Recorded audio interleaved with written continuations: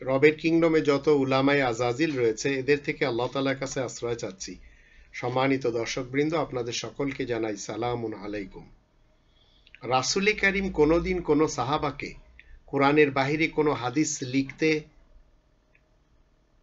কি বলেছেন, কিংবা তিনি নিজে কি লিখে গেছেন, বা তিনি কি নিজে লেখার প্রয়োজন মনে করেছেন? তিনি কি নিজের হাত দিয়ে কখনো কোরআনের বাহিরে কোনো কিছু লিখেছেন, অথবা কোরআন ছাড়া অন্য কোনো কিছু তিনি কি তিলাওয়াত করেছেন?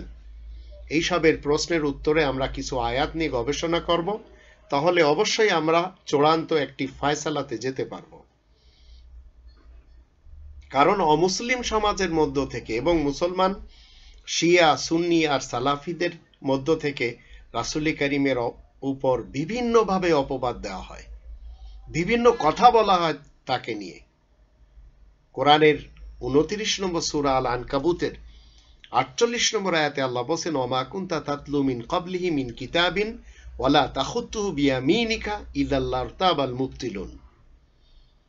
আর এর পূর্বে তুমি না কিছু লিখেছ, আর না তুমি কোনো আইনের কিতাব পড়েছ, নইলে এই মিথ্যুকদের দল বড়ই সন্দেহের মধ্যে পড়ে যেত।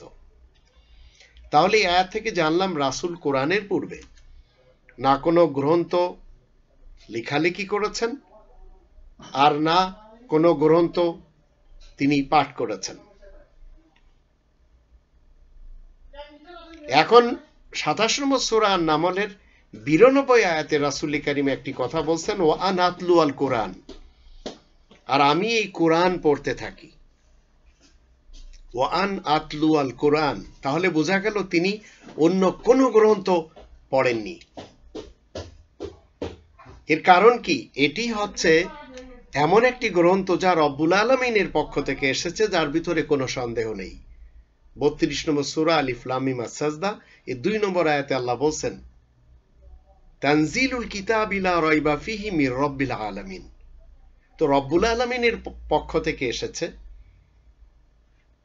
এখন যদি কোরআনের পূর্বে কোনো গ্রন্থ রাসূল পাঠ করতেন, অথবা নিজের হাত দিয়ে কোনো কিছু লেখালেখি করতেন, তাহলে মানুষেরা যে সমস্ত ক্লেম করত তার উত্তর কখনো ছিল না।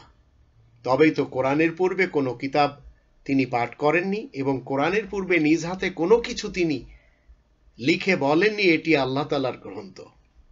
এরপরেও কিন্তু মানুষেরা রাসূলকে বিভিন্ন ধরনের কথা বলছে।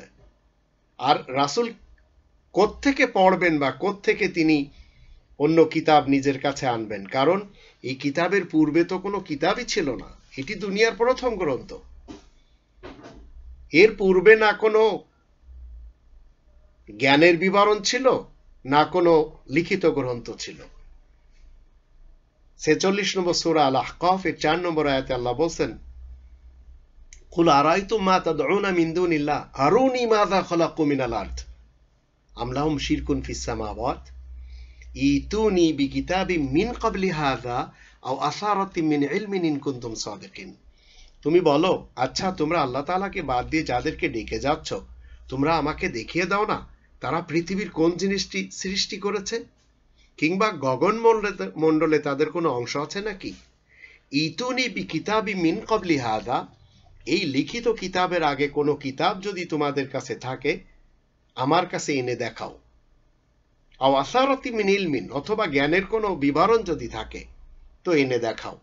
ইন কুনতুম সাদিকিন, যদি তোমরা সত্যবাদী হয়ে থাকো।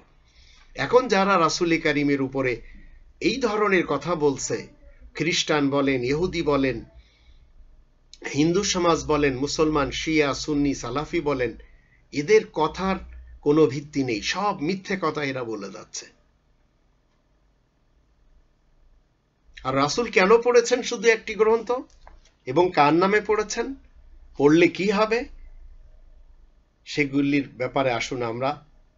রাসূল কলমও ব্যবহার করেছেন, কালির দোয়াতও ব্যবহার করেছেন, কাগজও ব্যবহার করেছেন, কিন্তু কি জন্য? আমরা 96 নম্বর সূরা আল আলাকের প্রথম 5টি আয়াতে দেখে নিব। আল্লাহ বলেন, ইকরা বিসমি রাব্বিকাল্লাযী খলাক, তুমি পড়ো তোমার রবের নাম নিয়ে যিনি সৃষ্টি করেছেন। খলাকাল ইনসানা মিন আলাক, তিনি জমাট রক্ত থেকে ইনসানকে সৃষ্টি করেছেন। ইকরা ওয়া রাব্বুকাল আকরাম, তুমি পড়ো, আসলে তোমার রবই যে সবার চাইতে বেশি দয়াবান। আল্লাযী আল্লামা বিল কলম, যিনি কলমের সাহায্যে শিক্ষা দিয়ে থাকেন। আল্লামাল ইনসানা মা লাম ইয়ালাম, মানুষকে শিক্ষা দেন যা কিছুই জানে না। তাহলে বোঝা গেল রাসূল রবের নামে রবের গ্রন্থ পড়েছেন। ইসলাম কমপ্লিটলি এই কোরআনে রয়েছে, এর ভিতরে কোনো ধরনের বাতিল আসতেই পারে না। 41 নম্বর সূরা হামিম আস-সাজদার 41 নম্বর আয়াতে আল্লাহ বলে দিয়েছেন। কারণ বাতিল যদি এই গ্রন্থের ভিতরে আসতো, তাহলে বাতিল মতবাদধারীরা তারা বিভিন্ন ধরনের কথা বলতো।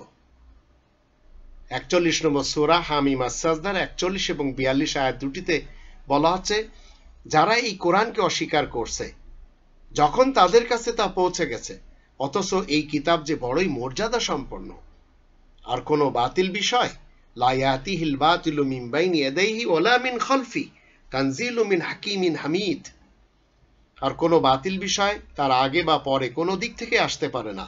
এই যে মহাজ্ঞানী পরম কুশলী ও পরম প্রশংসিত সুমহানের দরবার থেকে নাজিল হয়েছে।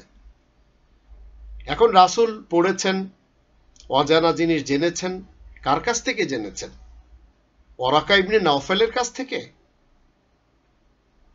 একজন খ্রিস্টান পাদ্রী, খাদিজার চাচা, তার কাছ থেকে না। এর জন্য আমরা কোরআনের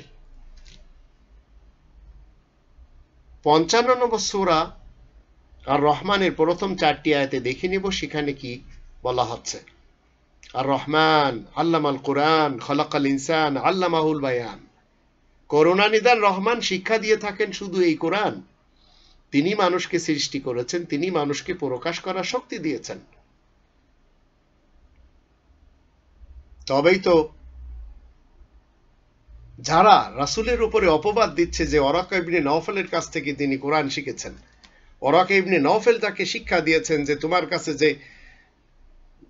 মহান হাস্তি এসেছিল সে জিবরিল, এগুলি সব খ্রিস্টান কেন তাকে বলবে? রাসূল কি জানতেন না? আল্লাহ সব শিখিয়েছেন। আর তিনি শিখতে যে কলম ব্যবহার করেছেন, কাগজ ব্যবহার করেছেন, কালি ব্যবহার করেছেন। এটি আমরা 68 নম্বর সূরা আল কলম এর 1 থেকে 6 আয়াতগুলিতে দেখে নিব আল্লাহ কি বলছেন। নুন আল কলম ওয়া মা ইয়াসতুরুন মা আনতা বিনি'মাতি রাব্বিকা বিমাজনুন। কালির দোয়াত আর কলমের শপথ, আর যা কিছু লেখা হচ্ছে তারও শপথ। কালির দোয়াত, কলম, কাগজ এখানে আমরা পেয়ে গেলাম। তুমি তো আর তোমার রবের মেহেরবানিতে উন্মাদ নও, আর নিশ্চয় তোমার জন্য এমন পারিশ্রমিক রয়েছে যা কোনোদিন ফুরাবে না। নিশ্চয় তুমি মহান চরিত্রের উপরে কায়েম রয়েছ। সুতরাং শীঘ্রই দেখতে পাবে, আর তারাও দেখবে তোমাদের মধ্যে পাগলামি কার রয়েছে। এরপরেও মানুষ রাসূল কারীমকে কখনো কবি, কখনো গণক, কখনো জাদুকর, কখনো জাদুগ্রস্ত বলছে। আর বুখারীর মতো একটি ব্যক্তি, সে তো বলছে যে তোমরা যে রাসূলকে মেনে চলছো তার উপর তো জাদু করা হয়েছিল। এইগুলি মুসলমান শিয়া সুন্নি সালাফিরা প্রচার করে যাচ্ছে। এই রাসূল যারা এই কোরআন জানে না, তাদের জন্য তিনি শিক্ষক হিসেবে ছিলেন। 2 নম্বর সূরা আল বাকারার 78 নম্বর আয়াতে আল্লাহ বলেন, ওমিনহুম উম্মিয়ুন লা ইয়ালামুনাল কিতাবা ইল্লা আমানিয়া ওয়া ইনহুম ইল্লা ইয়াযুন্নুন।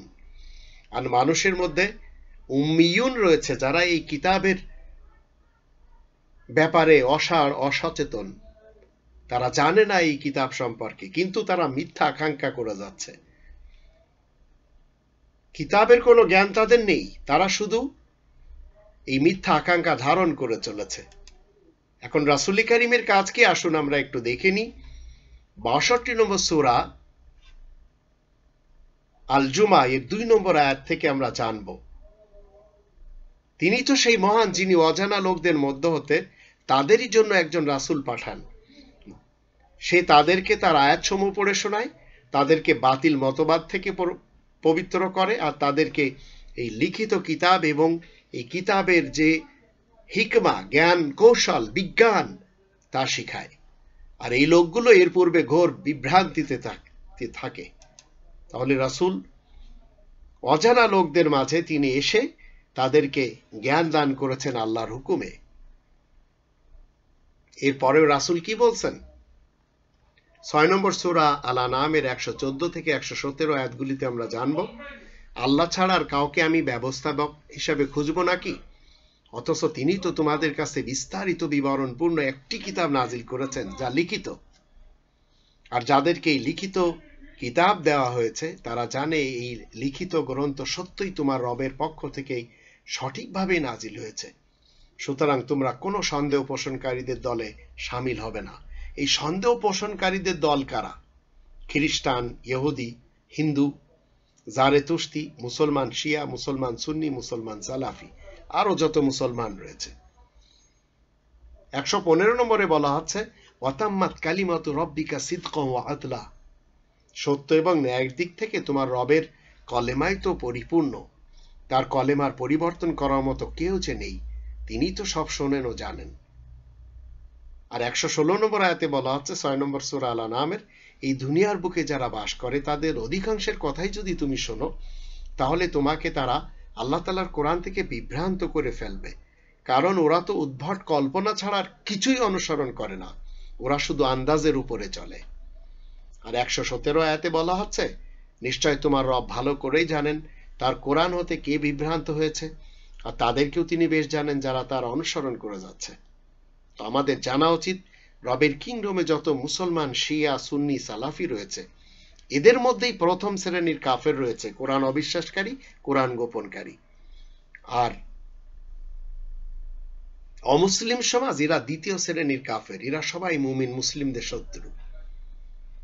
তাহলে আমরা জানলাম রাসূল করিম কোনোদিন কোন সাহাবাকে কোরআনের বাইরে কোনো হাদিস লিখতেও বলেননি, পড়তেও বলেননি, কারণ তিনি নিজে এটি তিলাওয়াত করেছেন, নিজে এটি তিনি নিয়ে গবেষণা করেছেন, লেখাপড়া করেছেন।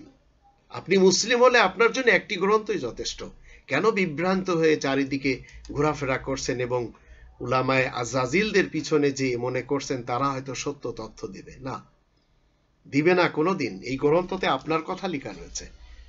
তারা তো আপনাকে এই গ্রন্থ সরাসরি পড়তে নিষেধ করছে। আপনি একটু খুলুন, আপনি সব পেয়ে যাবেন এর ভিতরে। আপনার যাবতীয় সমস্যার সমাধান এই গ্রন্থ দিবে, কিন্তু আপনাকে মাতৃভাষায় পড়তে হবে। 19 নম্বর সূরা মারিয়ামের 97 নম্বর আয়াতের দৃষ্টিতে, ফাইন্নামা ইয়াসসারনাহু বিলিসানিকা, নিশ্চয় এই কোরআনকে তোমার মাতৃভাষায় সহজ করা হয়েছে। এই গ্রন্থটি আপনার এবং আমার। এই গ্রন্থটি হিন্দু, বৌদ্ধ, খ্রিস্টান, ইহুদি, জৈন, পারসি, জারেতুস্তি, মুসলমান, শিয়া, সুন্নি, সালাফি, আগাখানি, রাফেজি, বুহেরি, দাউদি, সকলের জন্য, আস্তিক নাস্তিক যারা রয়েছে সবার জন্য এই গ্রন্থ। তবেই তো 21 নম্বর সূরা আল আম্বিয়া এর 10 নম্বর আয়াতে আল্লাহ বলেন, লাকাদ আনসালনা ইলাইকুম। এই কুম শব্দটির অর্থ হলো বর্তমান চলিতকালে যারা রবের কিংডমে জীবিত রয়েছে তাদের সকলকে বোঝানো হচ্ছে। সে যে কোনো দেশের নাগরিক হোক না কেন, যে কোনো ভাষায় সে ভাষিত হোক না কেন, যে কোনো রঙের সে হোক না কেন। লাকাদ আনসালনা ইলাইকুম কিতাবান, তোমাদের সকলের দিকে একটি লিখিত কিতাব নাজিল করা হয়েছে, ফিহি যিকরুকুম, যার ভিতরে শুধু তোমাদেরই কথা উল্লেখ রয়েছে। আফালা তাকিলুন, তোমরা কি বুদ্ধিজীবী হবে না?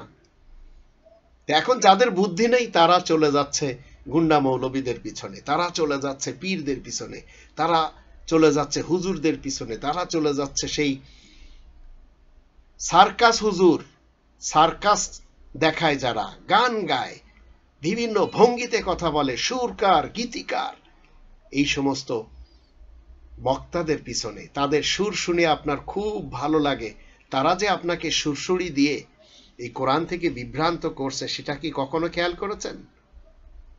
আপনাকে তারা কোথায় নিয়ে যাচ্ছে? আপনাদেরকে শামিয়ানার নিচে একত্রিত করে তারা মাইকের সাহায্যে নিজেদের গলার সুর ফুটিয়ে তুলছে, কোরআন বিরোধী স্টেটমেন্ট দিচ্ছে এবং বলছে এই কাজ করলে এই হবে, ওই কাজ করলে তাই হবে, ফাইনালে আপনাদের পকেট থেকে টাকা পয়সা নিয়ে, দান খয়রাত নিয়ে তারা চলে যাচ্ছে, কেউ নিজ দেশে, কেউ ভিন দেশে। এরা সব খয়রাতি মোল্লা, এরা সব পরনির্ভরশীল মোল্লা, এরা কেউ রব্বানি মোল্লা না, এরা সবাই উলামায়ে সু। এদের থেকে বাঁচতে হবে।